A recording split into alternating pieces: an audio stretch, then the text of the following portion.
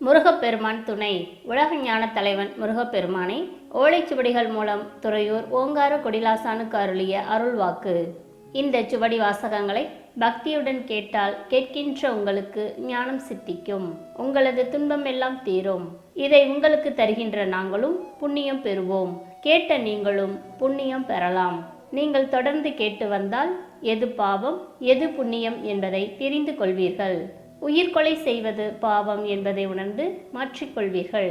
பாவ புண்ணியங்களை அறிந்து தெளிந்து நீங்கள் செய்த பாவங்களிலிருந்து விரைந்து விடுபட்டு உண்மை ஞானத்தையும் அடையலாம்.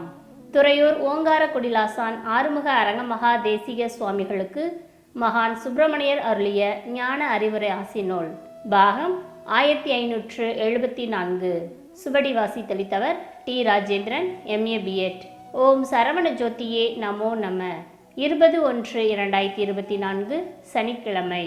தர்மவேலி கொண்ட அரங்கனே, தவபலம் கொண்ட தேசிகனே, பெருமை மிக்க ஞான உலகம் படைக்க பேருலகம் எல்லாம் ஞான கிளைகளும் திசையில்லாத தர்மசாலைகளும் ஆற்றல் பட உருவாக்கி உலகமெங்கும் அற்புதம் நடத்தி வருகின்ற அரங்கனே, அகிலமதில் உந்தனுக்கு சுப்பிரமணியர் யானும் ஏர்பு கொண்டு உற்ற துணையாய் நின்று இனிதே உலக மாற்றத்துக்கும் இந்த பேருலகம் பாதுகாப்புக்கும் அரங்கன் உந்தனுக்கு ஞான அறிவுரையாசி.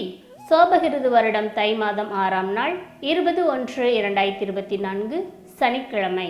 ஆற்றல் பட தொடர்ந்து வழங்கவே அரங்கனுக்கு சக்தி கூட்டி தொடர்ந்து துறையூர் மண்ணில் பேராற்றலாக ஆறுமுகன் யான் இயங்கி வர தடையின்றி அரங்கன் சபை நோக்கி தரணியோர் தொடர்ந்து வந்தால் இந்த உலகத்தில் அவரவருக்கும் ஆறுமுகன் என் காட்சி உறுதியாகி ஆற்றல் பட அவர்கள் விரும்புகின்ற வண்ணம் மாற்றமும் அற்புதமும் இந்த பேருலகில் கண்டுமே அரங்கன் வந்த நோக்கமாக கலியுகத்தில் அரங்கனோடு இணைகின்ற தொண்டற்படைகள் அத்தனையும் ஞானவான்களாக ஞானப்படைகளாக மாற்றம் கண்டு ஞானயுக மாற்றம் இந்த உலகத்தில் நிகழ்த்தி ஞான தேசிகன் அவதார நோக்கத்தை பூர்த்தி செய்ய நேரும்.